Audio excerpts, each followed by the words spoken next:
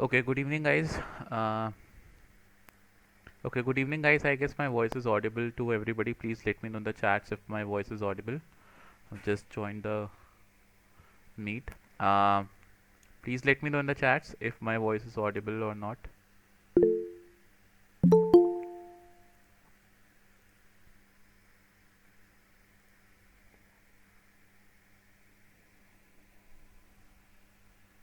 Okay, so we would be doing the session on how to create the rats, right? The previous part of the webinar we did it in like the day before yesterday.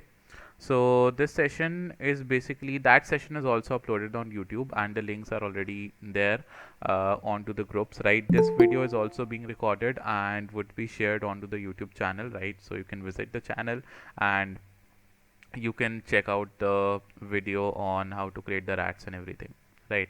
So how many of you are new over here? Can I see how many of the people are coming to the sessions for the first time? You can raise your hands, or either you can just type in the chats with a me, so that I may know that how many of you are new, and so that we can just proceed the session in a similar manner. 3 people, okay.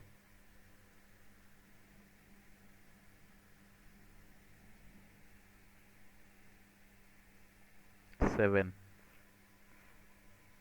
I'm new, okay.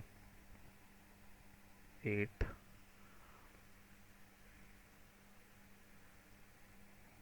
Okay, cool. So we have around about 10, 15 people new over here, and so let me just go through with the presentation that is being shared with you guys, right? That how the things are basically working in security, right? So the session that we are going to conduct today, right? It's based on practicality, based on rats. How do we create rats which are remote access Trojan, which if sent to the victim, right, you can directly have the access of the victim's PC. Right. So this method is used when you want to hack into an Android application or Android phone, or if you want to hack into a Windows machine, right? So we are covering these sessions basically. So let me go through, with just an introduction of who we are and what these sessions mean, right? And then we can just directly continue with our practical aspect of security. Right. So this is basically about hack and slash, right? A series, a free series that we conduct for the people, and all the students and all the people who are aspiring for cybersecurity, right? Even if you're a new person, you'll learn something new every day with our sessions, and even if you are an experienced person, you will still be getting a lot of knowledge about it, right? So let's go forward. Who are we? HackersVilla Cybersecurity Pvt Ltd is an organization that we started. Basically, it's a company that we started on 28th of July 2020, 21, and it's been 1 year since we are running this currently. And for the first 1 year, we basically started this thing in the COVID time, right? The post COVID time, and we basically launched it online. So for the first year, right, we did a lot of sessions, and with the last 8 months of sessions that we are doing, we have conducted more than 120 sessions with more than 15 to 18,000 people all around the globe in different languages, in different regions, and obviously we have trained more than 500 students in last 2 years, right? So basically, professionally starting this in last 1 year, it was a boom when we started. So yeah, we are currently offline as well. So our office is currently in Delhi, and next year we are coming to South India, in Pune and Mumbai most probably. Then we would be coming up in Kolkata and Chennai in 2024, by 2024 as well, right? So the whole planning is there, and yeah, we are a pan India based community, right? And even you can join a Discord channel which have more than 2000 people right now, and we are basically providing all the things, all the updates, everything over there. We have been doing a lot of awareness sessions, and our major goal, right, is to basically spread this cybersecurity among the students, right? Because this is the very fresh branch of cybersecurity, in India. In 2019, right? A simple scenario was there where the survey was taken, and it was found that every year India will need 76,400 security researchers and security analysts every year. Right now, the number has been increased to 3 lakh. Why? Because in the in this post-COVID area, post-COVID era, we are now more digitalized. So obviously, we need more security researchers, right? So that's why we are basically talking about this. Okay, so here are the social media handles where you can follow us. And who am I? For everyone who is new over here, my name is Sanchay Singh, and I'm a cybersecurity expert and trainer, right? So the interest that I love in cybersecurity, the part of cybersecurity that I love is pen testing and malware analysis. So the sessions that you will be having with me would be based on the same thing. So yeah, and these are the social media handles where you can follow me. If you have any question or a doubt, you can just simply contact us over here, right? So I have been also working with Upcrat campus, right? And we are also designing the whole course and all kind of systems over there as well, right? So this is a Discord channel, right, which you can join. And over on the Discord channel, we have a lot of things available. That the links for the Discord channel are already given into the group, right? So you can join the Discord server, and onto the server you will be having a lot of things to read about. We are giving all kind of resources, and all the things, all the resources that we use in all these free sessions, we have all the things, all the resources available directly on the Discord channel. So do go there and do join the Discord channel. The link is given directly onto the screen, and there's a QR code. You can take the screenshot and join the channel afterwards, right? So let's move ahead, and just with a very simple question, I'll start uh, with the concept of today, right? So the question is, do you believe in security, right? If you believe in security, you can just type in with a yes. If you don't believe, you can just type in with a no, right? So please do type in with a question with the answer, right? And I always start with this question, right? Do I believe in security? Be it any kind of seminar, we always start with this question. Let's see, to see basically how many of you are currently there, or are you guys sleeping? Okay, security is myth. Okay, so a lot of yes and a lot of no, right? So basically, this is what security means, right? Security means, do you think that you have privacy? Do you think that you are secure? Do you think that nobody can spy on you? Right, these are the things that are needed to talk about security, right? Because anybody can directly spy on you with the softwares that you are installing on your devices, right? Because many of the times we install softwares that we are not that we should not, and that breaches our privacy as well. And there are a lot of privacy breaches that goes along, right? There are literally a lot of security breaches that happens every year, right, in major companies. In the last year it was basically Domino's India. This year it was Uber, right? So we can say that our data is not secure, our passwords are not secure, our personal information is not secure with the companies, and obviously not even with us, right? Anybody can call you and they can impersonate that they're talking from Paytm or any company, and they could ask you the information, and if you give the information, obviously you will, your privacy and your money would be gone, right? So this is the most thing, the recent thing that happens today in today's time is that most of the people download crack files, right? And most of the people do try to download all kind of crack applications, and the games and everything that are available directly on Google, right? How many of you have tried downloading crack applications? Can you just tell me with a yes or no?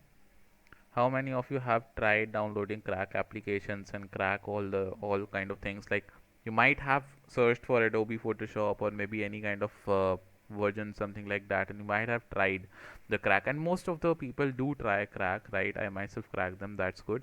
So basically what happens if you find any kind of crack applications, for example, if I basically look for After Effects crack download, there would be a lot of links about crack application that we can get directly, right? And any link, if I click over there, right, most of the links are not secure, right? You can see they have literally these kind of download buttons over here, and if I click on these download buttons, they could take me to any other page. For example, here it's securely redirecting back over here. So let's see any kind of other link that we could have, right? So these links basically have these download free buttons over here, and if I basically click on these download free buttons and everything, you will be redirected to a very strange link, and you can basically see that there are these kind of things, right? And obviously they are giving you a zip file, which is a password protected zip file, and if you copy the link and download it, right, what happens that it would download a setup.exe file directly onto your system. So you can see it's basically downloading this application, which is 3.7 MB, and the server speed, the download speed is also very less, right? So it's now downloaded, and if I open it, you can basically see it's asking for the password. So let's give the password 123, and you can see there is the setup.exe. Now this setup.exe is also password protected, and why it's password protected? Because so that our antivirus software which we use, right, it should not, or it could not penetrate, and it could not basically check these kind of files, right? Because if they are able to check these things, obviously they would give me an alert, or they would give me the notification that these files are not safe. So that's why they are basically doing the same thing. Okay, so the point is that now the thing is that I want to know how these setup.exe files are created, because these setup.exe files are the files that would directly let your system fall prey to the hacker, right? And obviously if you run these softwares, right, you can be directly hacked. So in this session, we would be seeing how you can create these kind of setup.exe files.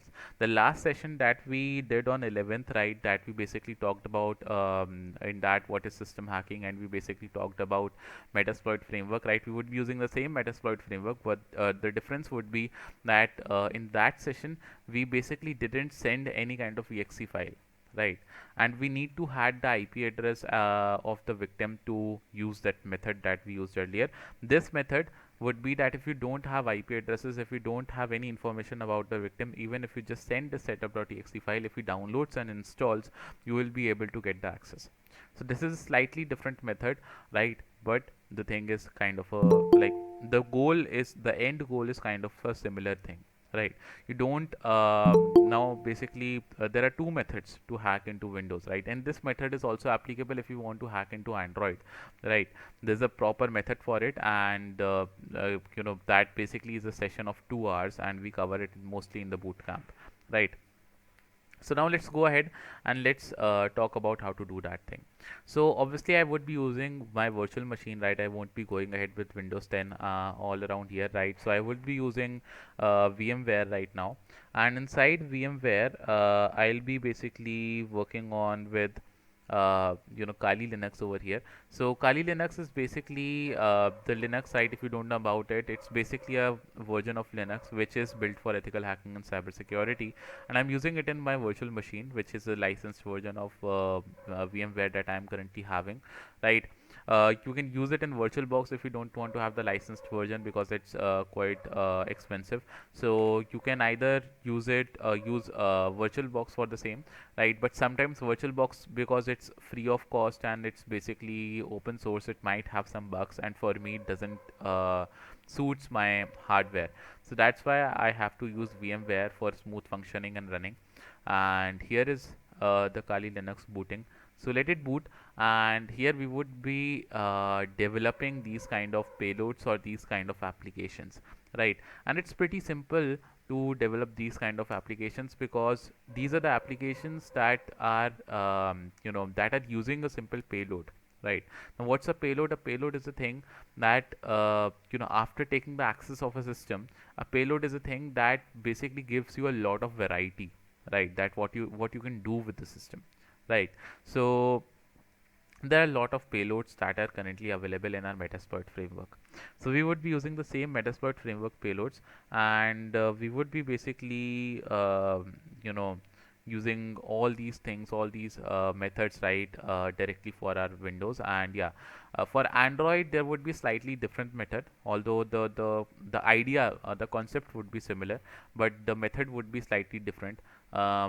let me show you how you can do with the Windows, and then I'll tell you the way how you can go with the Android one, right? If you guys need that Android session, I'll check with the team and we can schedule an Android session as well, where you can see that how you can modify, reverse engineer an APK file to create a new APK file and then send to the victim, right? It's quite a hefty method, right? You need around 1 to 1.5, or it could go maximum to 2 hours, right? Because it's obviously a session where explaining everything is, it takes time, right? So let's go ahead and let's talk on Metasploit framework, right? So Metasploit framework is over here. I'll be using my terminal, right? So I'll be basically opening MSF Console for right now, and MSF Console is basically, it is basically the tool, right? The framework that is used for taking the access of a lot of systems, right? So you can take the access of your Android, or you can take the access of iOS, you can take the access of Mac operating system, Ubuntu, Kali, or any kind of Linux or BSD. It could be Solaris, it could be any version of Linux, right? And also Windows, right? So the attack that we discussed day before yesterday would only work on the versions of Windows that were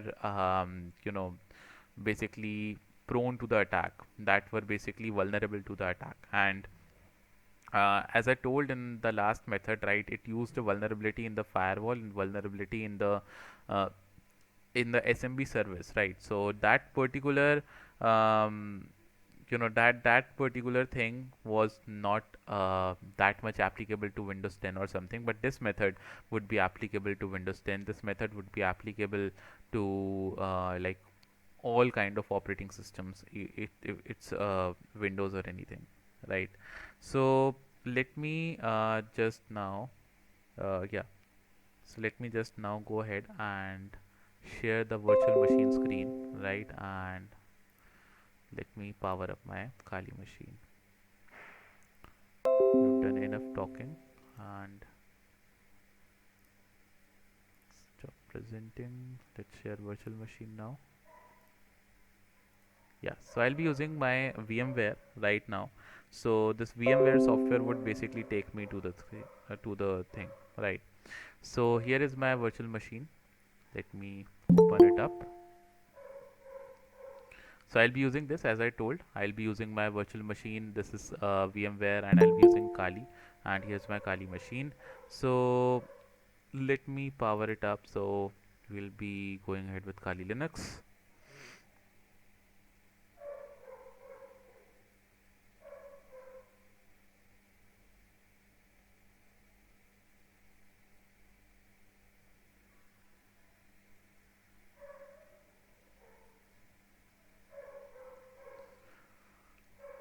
Let it boot up.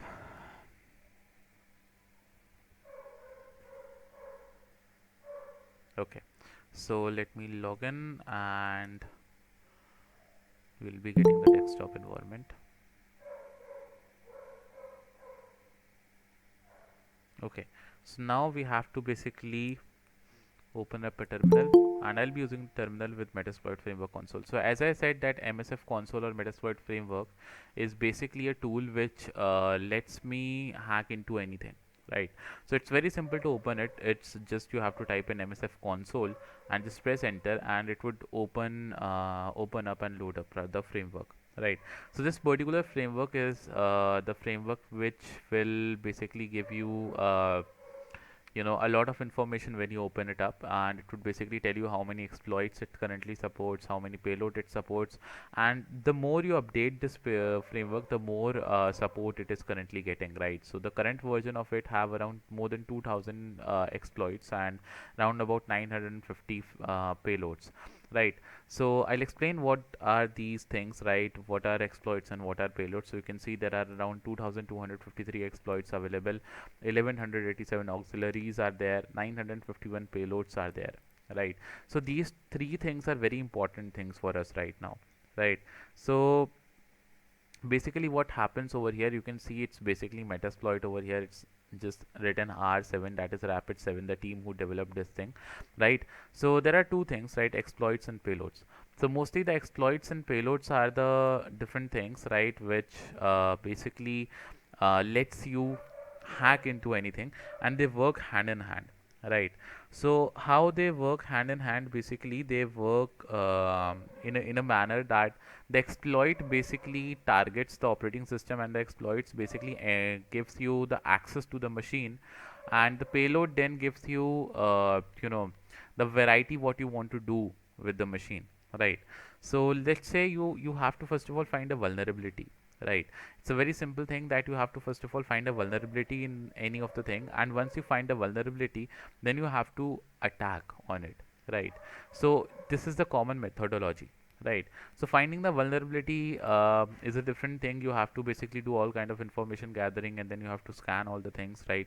So it's something like that. If there is a house, right, if there is a house over here, and you want to hack into that house, you want to break into that house. So let's see that this particular house is there, and there are 3 to 4 methods to go inside the house, right? Let's say that there is a chimney by which a person can go inside, right? There's a window which can be broken and the person can go inside. There is this doorway, right, which is having the lock which could be breaking to go inside, right?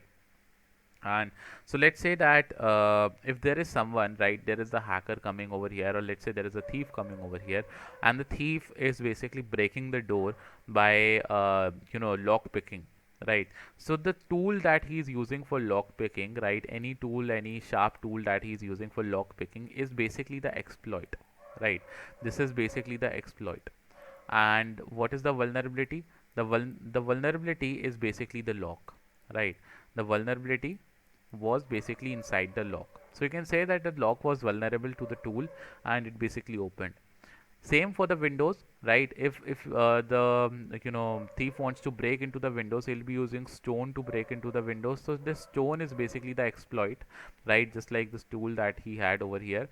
And window is basically the vulnerable software, or the vulnerable thing by which we are entering, right?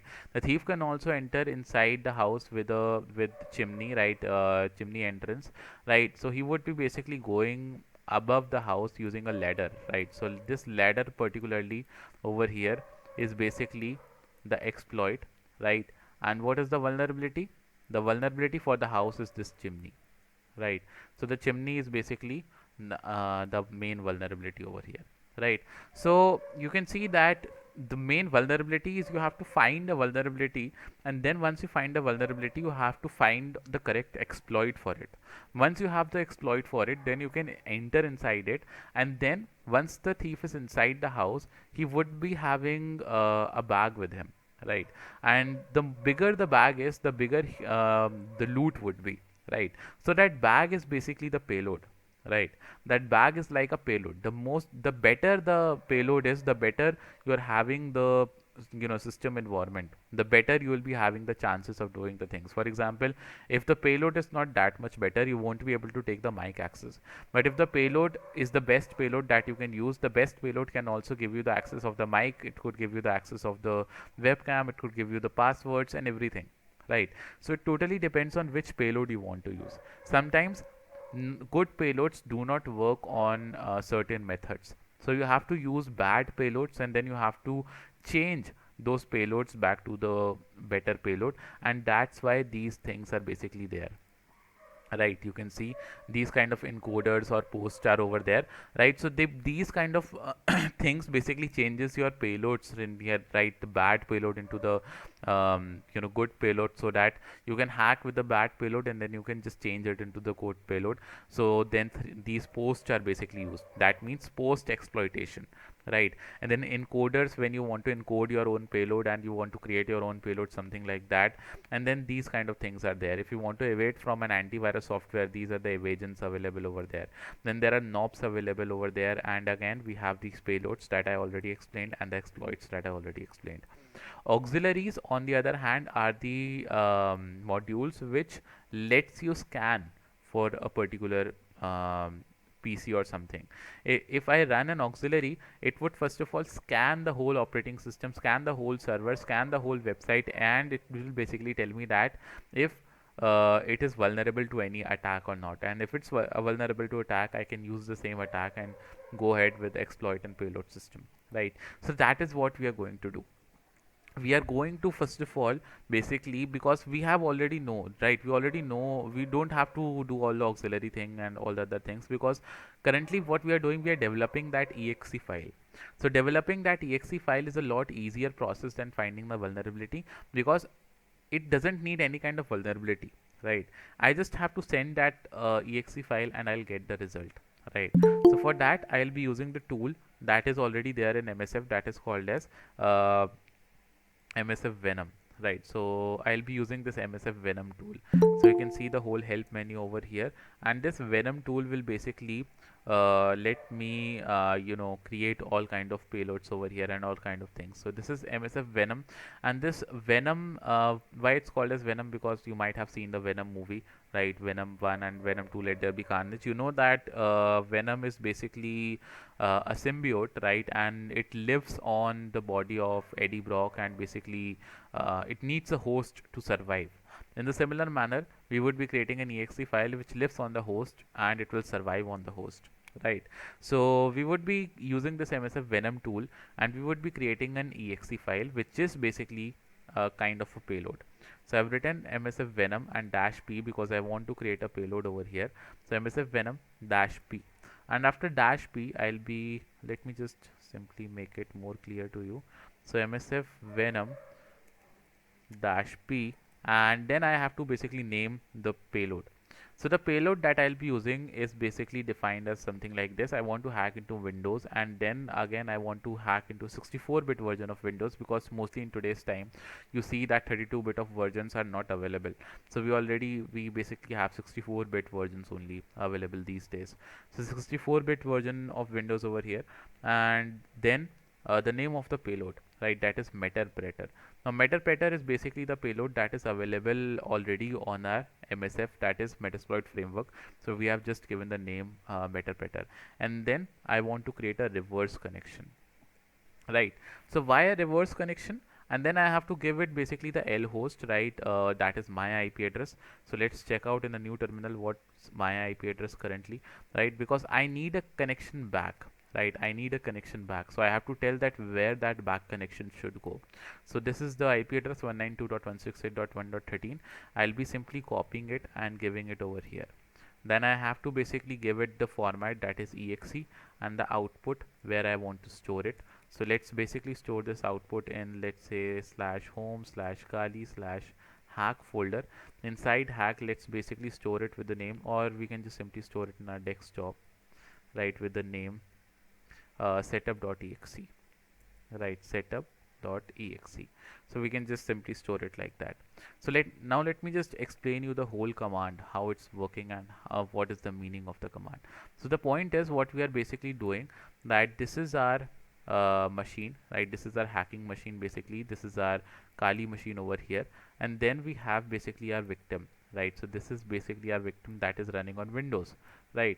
So what we are doing, we are basically creating this exe file, and this exe file we are basically sending it to the victim. And once the victim installs or clicks on this exe file will go ahead, create a backdoor, and would give you back the connection, right? So you can see that this connection that you are getting back is a reverse connection, right? So that's why we are basically typing we want to have a reverse connection over here. So this explains reverse TCP, right? Because we want to have a reverse connection, right? So where this reverse connection should go, this reverse connection should come back to the Kali machine. So that's why we have given the IP address of my Kali machine over here, right? So anybody who is installing this or running this exe file will be sending all the connection back to this IP address that I have given, that is my IP address. Metasploit is the name of the payload, and Windows 64, that means I want to hack into the 64-bit version of Windows. So that is basically the whole scenario. Then the format, that is exe format. You can create a PDF, you can create a bat file, you can create MSC file, you can create any kind of file which should be just an executable file, right? Suppose you can create an PDF file, and the PDF file just only works on Adobe Acrobat. So let's say that, and it was very popular method in the COVID time, because you have to upload PDF for your exams. And if you basically create a PDF, right, of your answer sheet, and then you embed a payload with it and you send to the teacher, and if the teacher opens that particular thing in Adobe Acrobat or Adobe Reader, right, his whole PC would be hacked, and you will be getting the reverse connection from your teachers or somebody who is checking, right? So you can literally then operate his own PC, right? So that is the part, right, that could happen. And then the output, that where you want to store it. So currently I'm storing it in my desktop, right? So very simple thing, very simple command over here, nothing that much new. So what I would be doing, I would be just simply creating these files. Just press enter, and this file would be now created in my desktop. So let's wait for a while till it's opening, sorry, till it's creating. And in the new tab, let's go ahead and open our Windows 7, right, because we need something to directly attack. So let's open Windows 7 over here, and here I'm having Kali, and then we are having Windows. So let it create. Okay, so this has been created and saved on my desktop right now. And if I go back to the desktop, you can see the setup.exe has been created. Now the point is, I have to send this setup.exe file to my Windows 7 and let it boot, and we can just simply send it to my Windows 7 over here. Let's log in.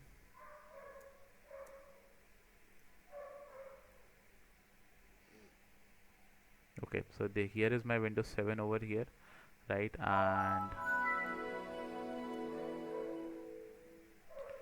let's empty all the download folder,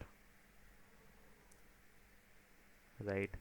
So yeah, we are having all the things cleared over here, and then we have this Kali, right? So let me just go ahead and simply copy this setup.exe file back to the Windows, right? So for that, I'll be opening a server over here. Let me just simply sudo service apache 2 start. So basically I'm creating a server so that I can directly connect with my Kali machine on my Windows, right, for copy pasting. So I have to first of all empty all the things over there. So sudo rmrf, let's go inside server and let's empty all the files over there, and then just simply copy our desktop we have on desktop setup.exe, and let's copy it to the server, that is var www/html, and done. And now we can visit this IP address, right? So 192.168.1.13, and you can see that we are having the setup.exe file now. So this is our setup.exe file. You just have to click on it to download, although Chrome would certainly block it, right, because it basically checks for all the exe files, and we have not currently put an evasion or anything over here. It's a simple exe file which could be accessed by any firewall or anything, right? So obviously we need to first of all secure it, but that is a different process that would take time. So currently I'm not securing it that much, I'm just simply using it, right? So let me go to downloads and keep the dangerous file, right? So I want to keep it, and the file has been downloaded, right? So the file has been downloaded, although it's also telling me that because the website that we currently visited, the server that we visited, was not working on the proper SSL connection. So that's the reason, one of the reason as well, why it was basically telling that the file is not you know, basically not secure. So yeah, we have downloaded it, and we can check that in the downloads folder. Let me just drag it to the desktop, and here we have, right, the file, our setup.exe, right? So currently you can see if I open the setup.exe and if I run it, nothing happens in Windows, and nothing also happens inside here. If I run it, you can see nothing happens inside Windows and nothing happens in my Kali machine. So what to do with this particular connection, right? How do I know that somebody clicked on it, right? So when somebody clicked on it, the connection was created, right? This particular connection that I just showed you, the connection, where is the connection? Yeah, this connection that I basically just showed you, that this was our Kali machine, right? And then we basically had our victim over here. So we basically send this file and we are getting a back connection. So this back connection is yet not visible, right? This backdoor has been created and we are getting the connection back, but Kali is not having anything to listen to the connection, right? So we need a listener. We need to handle the connection that we are getting back, right? So to listen to the connections that we are getting, we again need Metasploit framework, and here we need an exploit that could listen to the connection. So for that I have to use an exploit, right? So to use an exploit, just simply type in use exploit, and this time we'll be using multi/handler. Now this particular exploit handles all the requests. This particular exploit handles all kind of upcoming request. Here मेरे पास क्या आ रहा है, what is the request that I am currently having, I'll listen to it, right? So just press enter and it would auto configure a payload. So you can see that the payload that I selected earlier is now gone and a new payload has been basically selected. So let me just go ahead and just change the payload quickly. So the payload that I wanted to have was not this. I wanted to have this payload back, windows/x64 slash meterpreter slash reverse TCP, right? So this is the payload, and just press enter, right? So once I press enter and once I do this, you can see that we are setting up the payload. Yeah, currently it's on the LAN network, Himanshu, and if you want to do it on WLAN or wirelessly to anybody else's computer, you can use port forwarding, right? And port forwarding, I'll show you how port forwarding is done on the router. If you own a router, port forwarding is an easy method. If you don't own a router, ngrok could be used for that, right? How exe file embedded to the other files like PDF, etc. You can just simply change the format while creating it. You can just change the format, right? And you will be able to get other things. Otherwise, you can use social engineering toolkit, that is SET. Let me show you how. So you can basically use this toolkit that is already pre-installed in Kali, that is SE toolkit, which is social engineering toolkit. You can just simply launch it and it works with the sudo command, right? So when you launch it, there are basically the attacks that are there. So we will go ahead with social engineering attacks number 1, and then we can go ahead with let's say spear phishing, right? Number 1 again, and let's basically go ahead with, okay, we have file format attacks over here, number 2, and then we basically have to go ahead with this thing. Where is this? Let me see. Yeah, so Adobe PDF embedded exe social engineering. So this will make all the work automated. So just number 13 you can use, and so number 13 I'll be using. So it will ask me that do you want to create a blank PDF or do you want to select your own PDF. So you can select your own PDF as well with number 1. You can give the location for that, or otherwise you can use the blank PDF, right? So number 2 for the blank PDF, and then it would ask me what you want to use. So Windows reverse TCP shell or any kind of that. So you can basically use the same thing that we were using. So we were using this Windows Metasploit reverse TCP 64-bit version, so number 5, right? And then you can just simply type enter. You don't have to type anything over here, and it would generate a PDF file, right? So once it generates a PDF file, you will be able to get that PDF file. So you can see waiting for payload generation to complete, and then it would ask you that what would be the name of the PDF file you want to that has now been generated.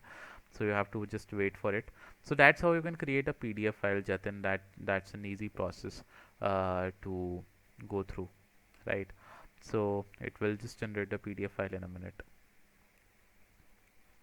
Okay, so till the time, okay, it's still generated. So it's now asking that keep the same file name or rename the file. So let's just rename it currently. So rename, and let's basically give the new file name as let's call it hack and slash over here, right? So file name changed, moving on, right? So we can just check out the same thing. We can just exit.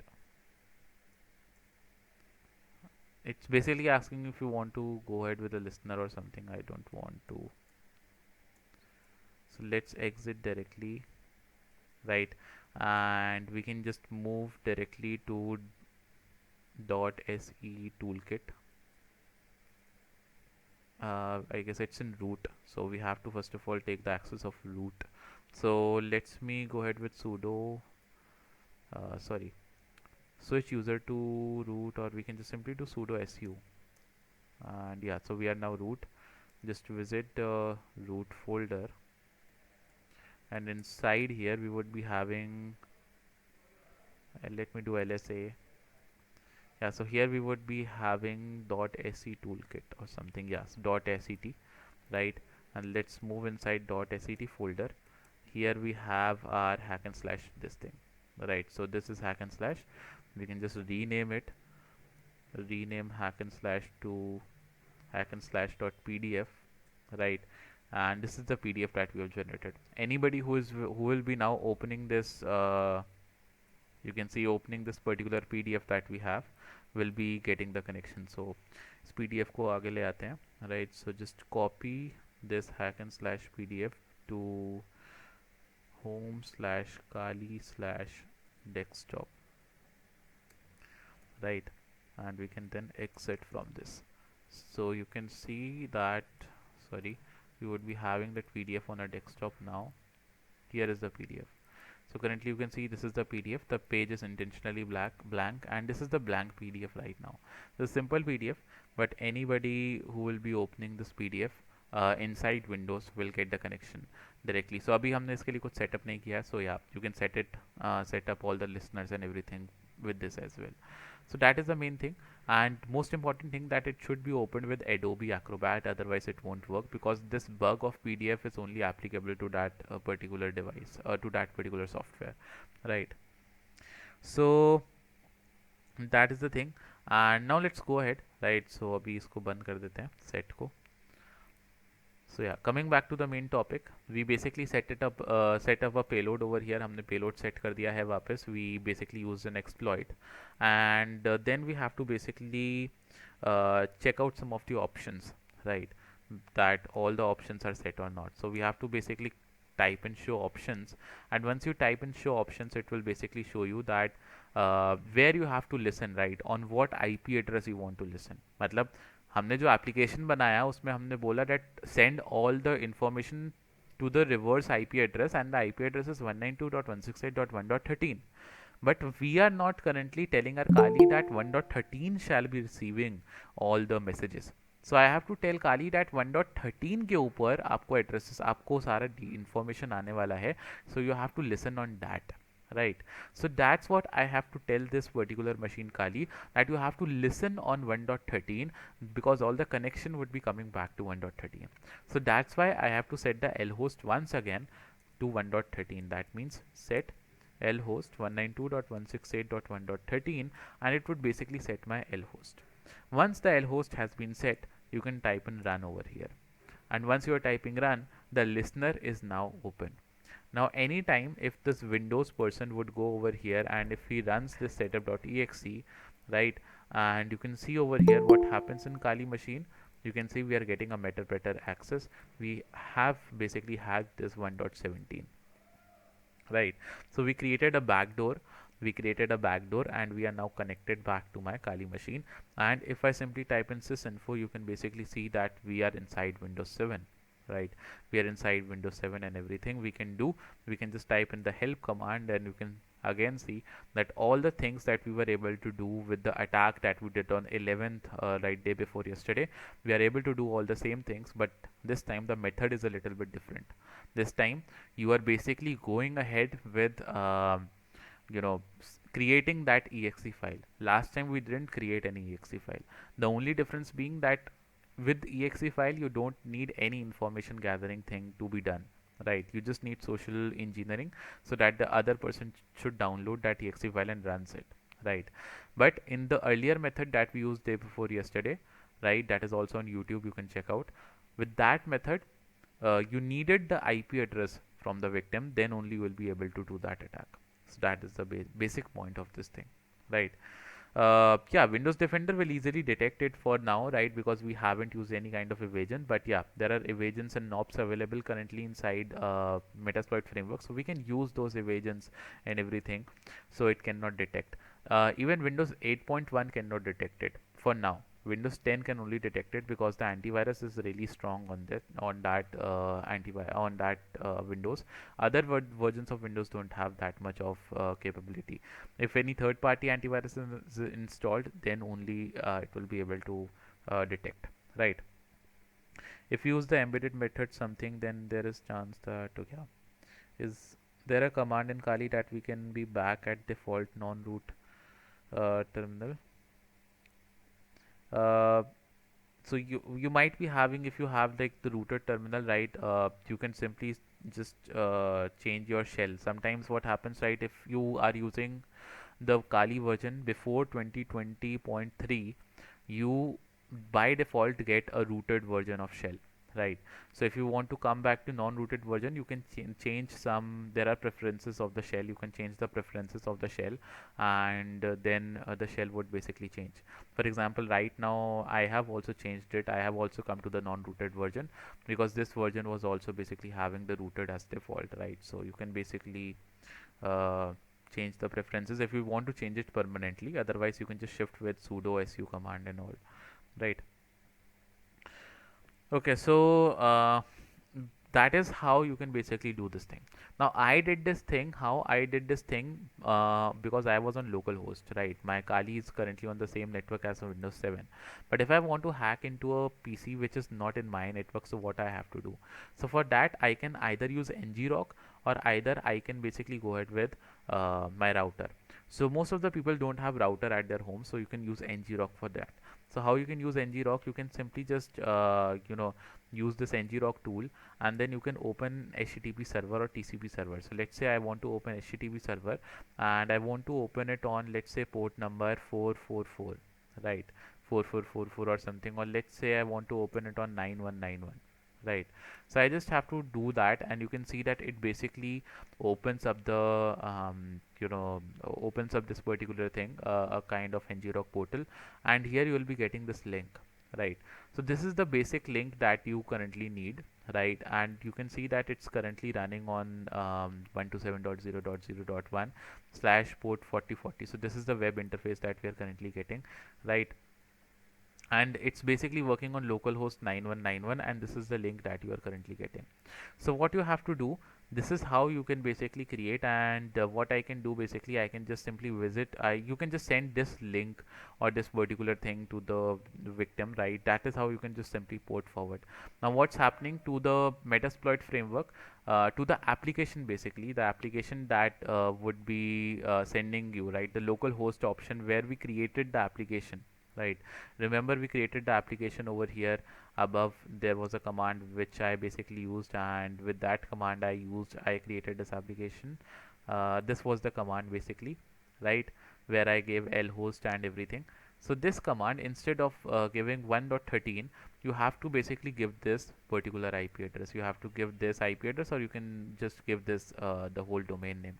If you use the HTTP server, it will give you the IP address, or if you use the TCP server over here instead of HTTP, right, it would basically give you an IP address, right? So again, we are not getting IP address, but yeah, we are getting this TCP server. So you can use this link, right? You can use this particular link, and you can use this port, and these are the ports that you would be basically embedding into your exe file, right?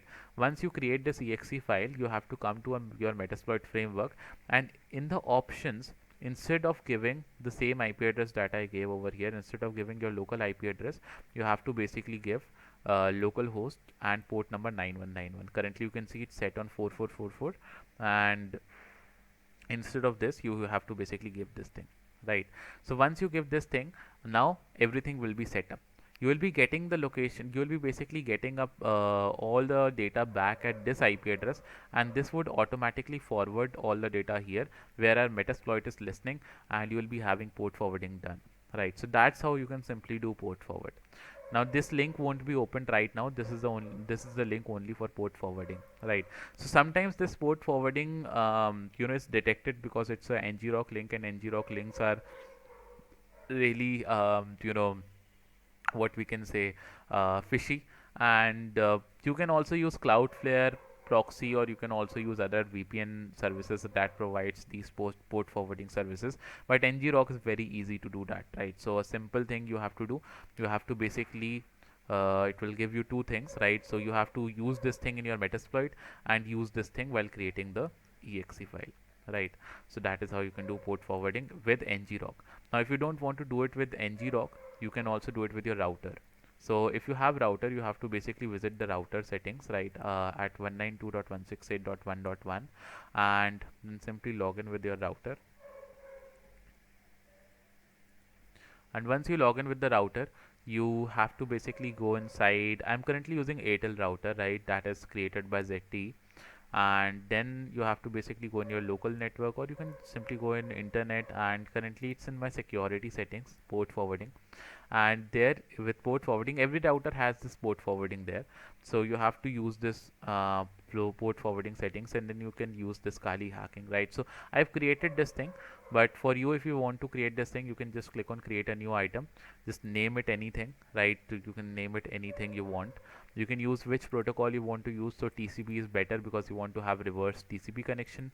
WAN, you can select it, right? You can select your internet, where your internet is currently working, and then you have to give the IP address, right? Which IP address you want to port forward. So I want to basically do it on my Kali, that is 192.168.1.13, right? So I'll be basically typing the IP address of my Kali over here, right? Again, the LAN host, again I want to basically send this data back to 1.13 only, right? So that is what we have to write. So WAN port, here we have to basically write the IP address of our WAN, basically uh, the IP address that we're getting from sorry, the port number that on which we would be getting the data. So let's say we want to get the data on 9191, and in Metasploit framework you have to basically type this data, that is 4444, or any data, any port you can type. So this port basically goes inside your Metasploit framework, and this port basically goes inside your mobile sorry, any kind of exe or apk file you are creating. And again, the IP address that will go while creating your apk or exe file would be the public IP of yours, that you can simply find out by typing my IP on Google, and you will be getting your IP address. So this is my public IP address currently, that I should not share, but I have shared, right? So this is my IP address, and this particular IP address is the IP address that I'll give to my exe file while I'll be creating it, right? So that's how I can do port forwarding with my router. So there are two things over here, right, by using router and by using ngrok. You can use any of these, and you will be basically getting the connection right back from anybody in the world. You can send this exe to anybody in the world, and they will be directly connected to your PC, right? So that is the thing. Cloudflare is also good. It's not Cloudflare, it's Cloudflare, right? So Cloudflare is also good, and Cloudflare basically for premium services it charges you some money, but yeah, you will be you'll get some of these services, right? Cloudflare have a good decent amount of bandwidth for available for port forwarding, so doesn't matter, right? Okay. ngrok will work 100% of the time. It might get sometimes it might get buggy, but ngrok works 100% of the times. Even if your router port forwarding is not working, ngrok will always work, right? So never ever have any question on ngrok. It works every time. It's slightly buggy, but yeah, it works, right? So that's the part. Okay, so I guess you have learned something new today about even port forwarding, or about this new method, right? So if you have learned something new, can you just type in with a yes?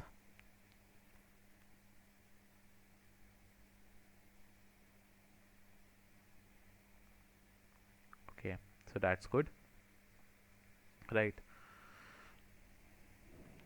So all of the people who are new over here, right, let me also tell you that we do go ahead with a course, right? As you can see directly, if you want to have some live sessions, right, and if you want to get trained live, right, we have our three types of courses available currently, right? So these are the basic trial sessions and all kind of webinars that we do are kind of in trial sessions, right?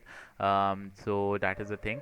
We have three types of course, basically basic, intermediate, and advanced courses, right? The basic courses are a basic course basically includes the bug bounty hunting only, right? The intermediate basically covers VAPT, vulnerability assessment and pen testing, and the advanced course covers everything, basic, intermediate part, and also it covers computer networking. It covers like Linux and how Linux is basically works, right? So this is the course that is most selling, and this is at 20,000 price currently, but we are currently giving it at 5,000 discount, right? The student discount of 5,000. So currently it's available at 14,999, right? And if you are coming from a very middle class society, because obviously I was also from a middle class person, a middle class family, and even in India most of the families are middle class, and students, you guys are working very hard to earn, and you guys must be basically from different backgrounds, right? So what we have done is that for all the people who are financially unstable or financially in need, right, we are giving you 50 to 60% discount. So your course, if you want to do that, would range around 8 to 10,000 rupees, right? If you need financial aid. Right, so we are giving at 50 to 60% discount at financial aid. For students, we are having it like 14,999, and the regular price is basically 19,999 only. Right, so these things are basically there, and what is there in our community, right? The community provides a lot of things, right? If I basically tell you about thing, right, the community basically provides you a lot of thing. The mindset of the people that you are getting over here, because the batches, most probably the batches that we basically have, these batches are not more than 3 to 4 people or 5 people maximum, right? Because we do not want to have a clutter, we do not want to have people who won't be asking doubts. We would just want to have serious people over here who want to learn and grow, right? We are having a community of more than 2,000 people right now, so there are literally a lot of people who are learning today, right? So you will be able to grow in a community of like-minded people, right? If you want to become a mentor after this, if we have profiles available after completion of the course, you will be able to earn a good income with us by being a mentor, or by basically starting up as a cybersecurity analyst or a cybersecurity researcher or a speaker with us only, right? So that basically will start increasing your experience, and it will basically start up your income as well. And then you will be basically learning bug bounty if you choose up the advanced course, right? And you will be basically able to learn a lot of things, right? When we started up with the advanced course 1 year before, it was basically priced at 8,000 rupees only, right? And a lot of students joined, and they basically earned $3,000 bounty to $6,000 bounty, right? So that's literally a huge amount when you want to earn that much, and you are a student of first year, second year, third year, right? And a bounty of 2 to 3 lakh rupees is really worth it, right? So yeah, that's it, right? So that is the major point. You need to have discipline in cybersecurity, and if you have the discipline, we are there for you, and we would be able to guide you in a way that you will be able to earn, and you will be able to learn all the way to become a professional hacker, right?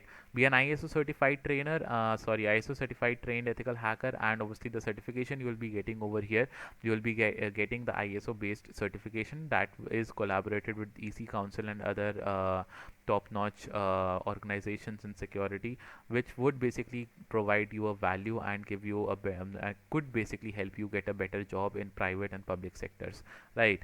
And then learn skills that would give you lakhs of income. Even if you freelance in cybersecurity, you can earn lakhs of incomes every month, right? So these are the prime examples that I like to cover, right? Because these are two different kind of people. When we started in last year, we got these two people as our initial members, and these are two very different types of people. Radha Mittal, a first year BTech student who didn't have any interest in computer science, started learning in college, and then he joined HackersVilla, started learning bug bounty hunting, and just 3 months of practice, and he got a bounty of $3,000 with the guidance that he received here. Prachi Saxena, on the other hand, third year student who was basically in final year doing BSc Honors Computer Science from Delhi University, right? She started in her last year, in spite of going for jobs and everything. She basically worked hard, and obviously in just 2 3 months, she became a lot of Hall of Fame achiever. She earned huge respect in the bounty or in basically bug bounty world. And obviously then currently she is her interest basically developed in the development part, the backend development part, and she's doing a great job currently in doing all the backend of the websites, secure websites. Basically she's a security developer right now, right? So this is the price, hack and slash exclusive, right? At 14,999 only, and that's all. No, right? You will be getting all the resources or all the things that we are doing, all the boot camps that we are basically conducting, right? Or all the events that we are conducting, be it online or offline. You will be getting everything free if you join the community, right? The price changes, right? The price is 14,999. It can go above to 16,999 or 17,999 anytime, right? So if you want to book your seats, you can just pay 2,000 and then book your seat and pay the remaining amount whenever the course starts. Or that is also basically on your will, that when you want to start up the course. We even have the students who paid 2,000 rupees at in like 4 or 5 months back, and now they are starting up their course and paying the remaining amount right now. So that basically becomes a free choice, free will for you as well, and a win-win situation for everyone, right? So that's it for today. And all of the people who are currently over here would be also getting a certification by the end of the series, right? We would end the series by Diwali. It would be around 20 or 21st October, and after Diwali, right around 24th 25th October, you all will be getting a certification of participation for all the sessions that you are coming in, and that would be sent on your email and the groups that you are currently there on WhatsApp, right? So that's all for today. Any doubts that you want to ask are welcome.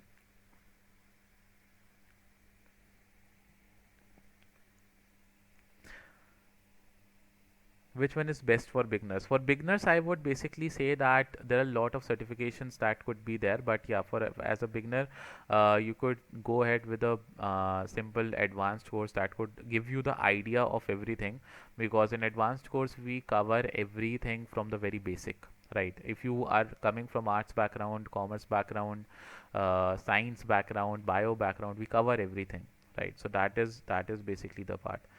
Can you give offline sessions? Yeah, we do give offline sessions. Our office is in Delhi NCR, right? So if you are from Delhi NCR, most welcome. You can come to the office, have a general demo session, and you can start whenever you want, right?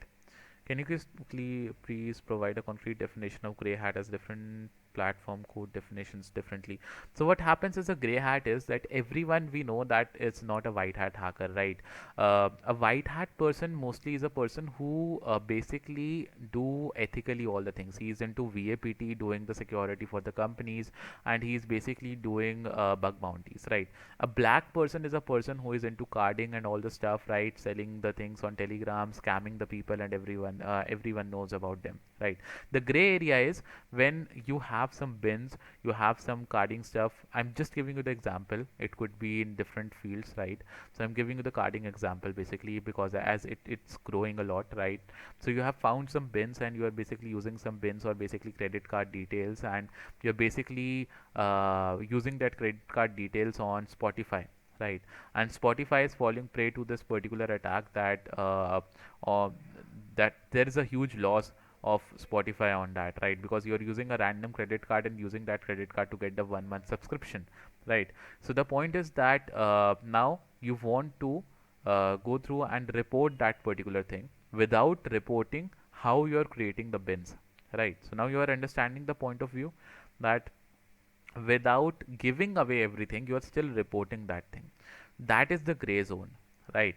Where you are doing the black thing, but just that you don't want to get caught, or you are at that particular position where you have the fear of getting caught. So you can, if you don't change the things, you are at the gray zone, right? If you report it, or let's say if you hacked into a website, you got all the database thing, right? You are downloading all the databases, it's okay.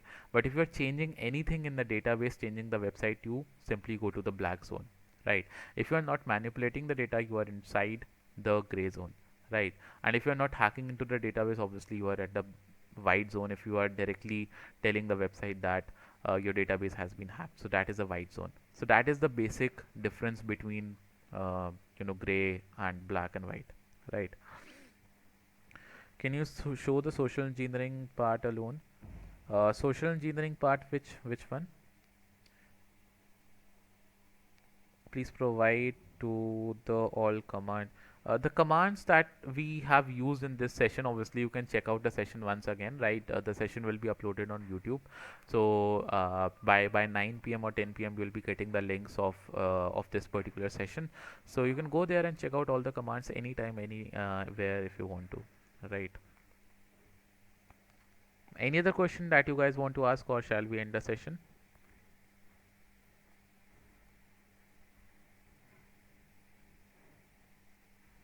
So we started up with 45 50 people. Right now we only have around 10 12 people, so that shows that all the people that we are left with are the serious people that will be going into security. So that happens every time, right? Whenever we do a webinar, we start sometimes with 100 people and we are left with only 20 25 people. So these people who are left right now are the people that you people will be going over to this cybersecurity career, and obviously will be achieving a lot of things.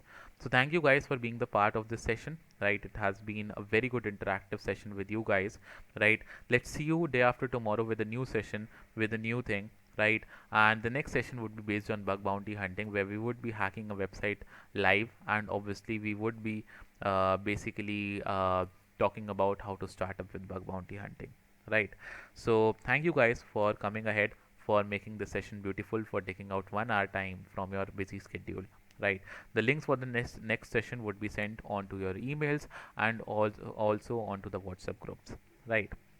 Can port forwarding be dangerous? No, it is not. It is not dangerous. Okay. Thank you guys. I'm just ending the session, right? If you have any other doubts, you can simply contact the admins of the group and ask them, right?